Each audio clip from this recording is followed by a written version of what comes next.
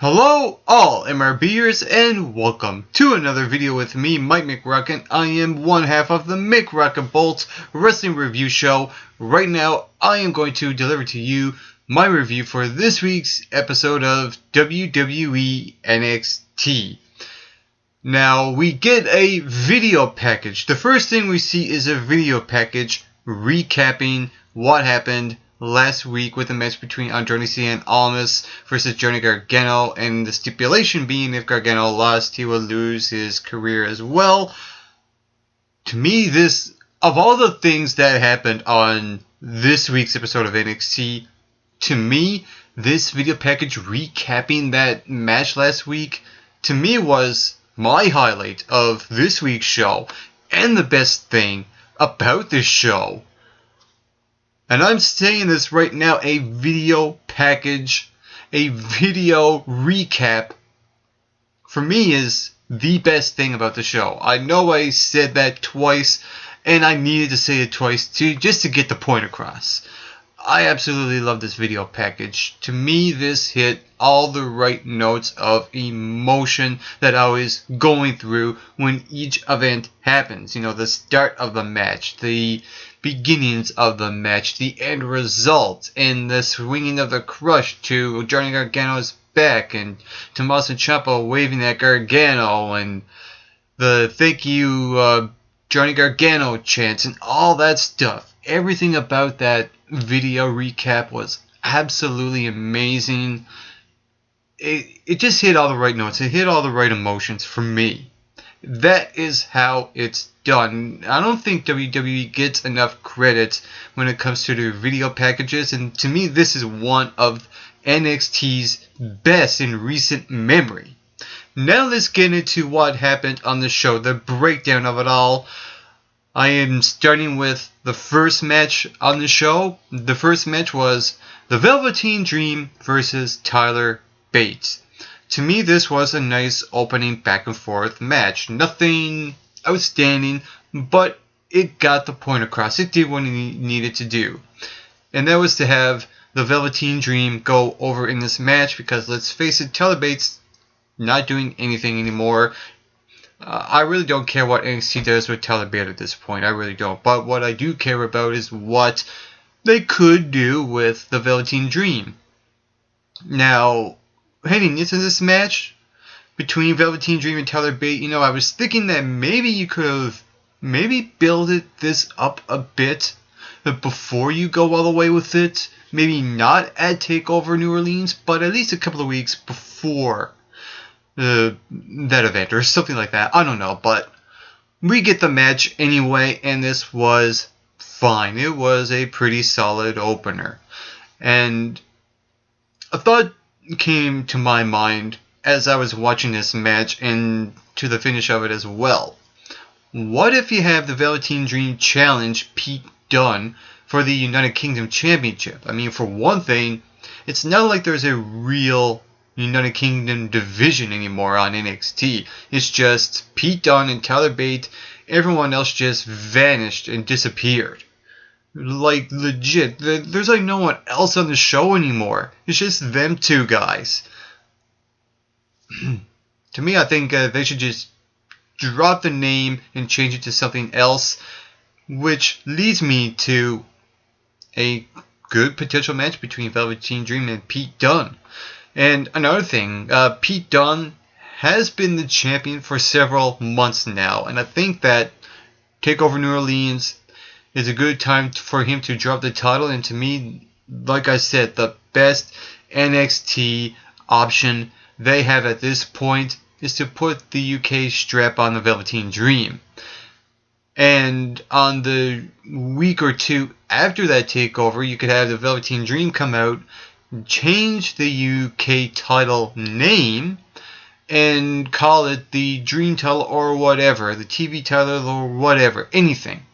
Just to get rid of that UK name, because let's face it, there's just no UK division whatsoever. There's just none, absolutely zero, zilch, nada, goodbye. It's like Tommaso Ciampa waving at Gargano. He's waving the UK division goodbye as well. There's just absolutely no point. Put the strap on the Velveteen Dream. I think a belt for him could be beneficial to him, especially if you're not going to go with the Velveteen Dream with the NXT Championship picture as well. So that's my thoughts on that.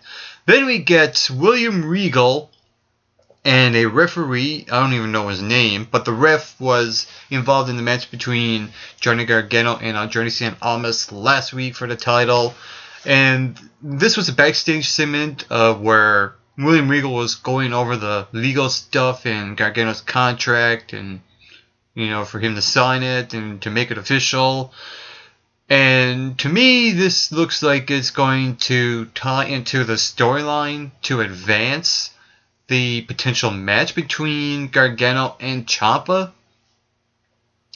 And I'll give credit for NXT so far. They're at least trying to attempt to make it look like that Johnny Gargano is no longer with NXT. And to me, the little things matter. You had that video package, which I absolutely loved. And when the intro music of NXT came in, they replaced the Johnny Gargano moments with Tommaso Ciampa bits in that.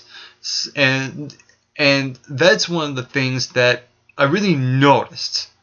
It's like, oh, okay, Gargano's no longer on NXT. This is what we're going to do. We're going to change up some of the things to make it look like and all that sorts of stuff. And like I said, the little things matter. So far, I like what NXT is doing.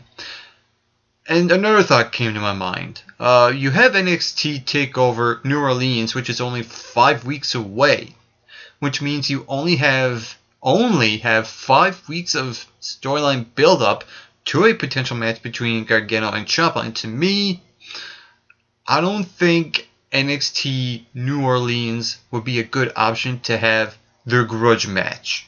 I don't. I would be okay with it, but I don't think it's the best option at this point. To me, if they had their big blow-off match at New Orleans, I think they would just be completely rushing that story. A story like this, NXT, I feel, should marinate for a while. Let it play out for, I don't know, up until the takeover after New Orleans or two. But you don't want to have it go on for too long. But I don't think that NXT New Orleans takeover would be the best option to have their match. Maybe what you could do at TakeOver New Orleans, you could build on the possibility of the match between Gargano and Ciampa. I would hold off on the big blow-off match at this point. Now, the next match on the show is Adam Cole versus Cesar Benoni. Now, before the match took place, Adam Cole cuts a promo for a little bit, and he puts Benoni over and offers Cesar a spot in the Undisputed Era. He throws him a t-shirt, and Cesar Benoni, he kind of like hesitates, do I, don't I, whatever, and before he even makes a decision, Adam Cole then just completely blindsides him, and then they have the match, and Adam Cole goes over. I understand what NXT was going for here, establishing Adam Cole as a dick, a douche, and to me, in terms of his character, it works, but the way that NXT fans are like, they cheer the bad guys for some reason. It just throws whole dynamics off. But at the same time, here's the thing. I understand what they did, but I feel like that they also missed on a good opportunity here. Because I think a guy like Cesar Benoni could benefit from working with the group, not necessarily as a leader, but like a bodyguard or a henchman for Adam Cole. I think that would really put him in a good spot. It would also put Adam Cole in a good spot. I feel like they kind of missed on a potentially good opportunity if it actually went somewhere, because you really have no direction for Benoni. I mean, the dude's just a jobber. But also, you really don't have a good direction with Adam Cole either at this point. I mean, what do you do with Adam Cole right now? And times like this, I wish that Drew McIntyre was there to have a feud with Adam Cole. I think it would make sense for them for the two of them to have a feud at this point, because that would seem like the logical choice to go with. But unfortunately, I just don't see it happening. I don't know about any word about when Drew McIntyre is coming back, but a match like that could have been good at TakeOver New Orleans. And you can like throw in Benoni as a bodyguard, and maybe like have Benoni and Drew McIntyre have a little scuffle as well. There's so many good opportunities that NXT just didn't play upon that I wish that they did here. Then we get to a match between Shayna Baszler versus Kairi Sane. Leading up to the match, you have Kairi Sane come back, attack Shayna Baszler. Okay, I understand why the match is happening. You could have had to let it play out maybe just a little bit more, but I get what NXT is doing. To me, this match, it wasn't all that good. Some spots looked really telegraphed, and there was a couple of awkward moments as well, especially one at the end.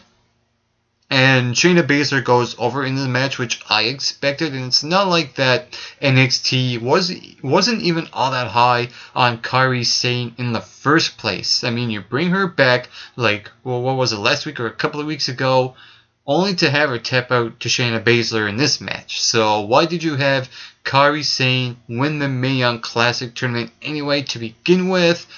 Absolutely no reason whatsoever.